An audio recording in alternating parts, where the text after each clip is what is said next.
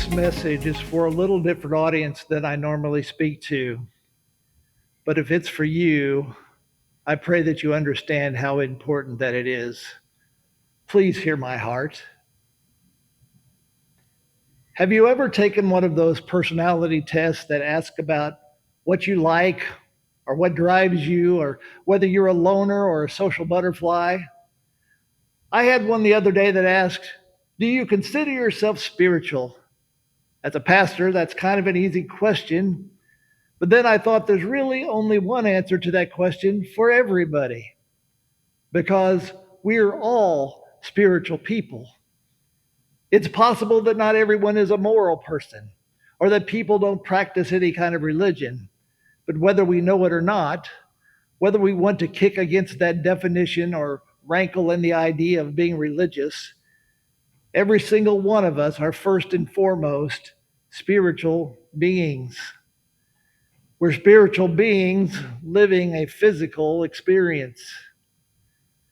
To say that we're not spiritual or that we're not a spiritual person is like trying to say we're not a heart person. Yeah, I'm just not a heart person. I don't believe in the heart. I don't buy into all that heartbeat garbage. I'm just going to live a good life and everything will work out in its own time.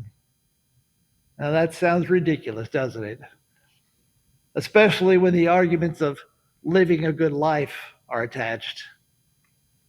Did you know you can squeeze all the good things you can possibly fit into each and every day, and that still doesn't make you good? Jesus was pretty clear about that in Mark 10.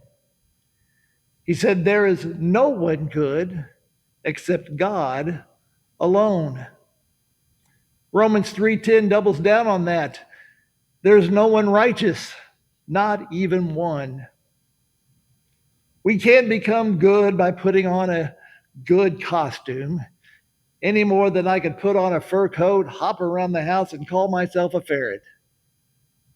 Goodness is only applied to us through the Lord's covering, just like our salvation is good if we come into relationship with Jesus. There is no good outside of God or his access. We'll all eventually find out what kind of person we are when we get to the other side, and each of us will. Hebrews 9:27 tells us it is appointed to man once to die, and then comes the judgment. Now, don't bail on me there. I know some of us want to check out at that point, but we all need to hear this because the judgment concludes two things. There is something after this, and we're going to be judged on it. A lot of people like to throw around that verse, "Judge not, lest ye be judged." First, context is everything. The point is, how you judge others is how you will be judged. It's about living up to your own standards, even more than the act of judging itself. But process this.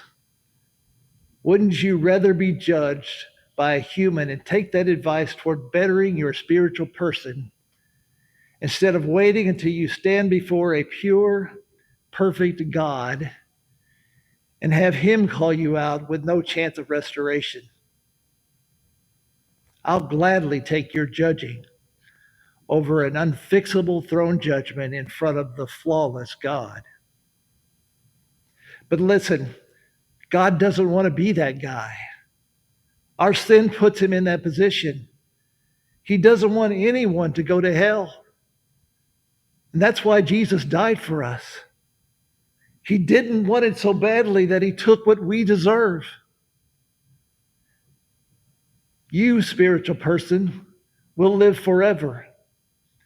The question is only, who gets the last word?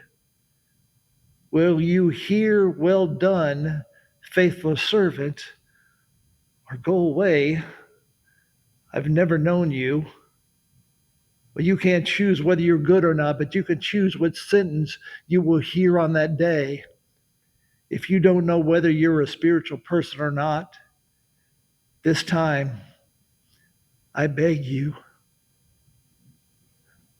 Think about that.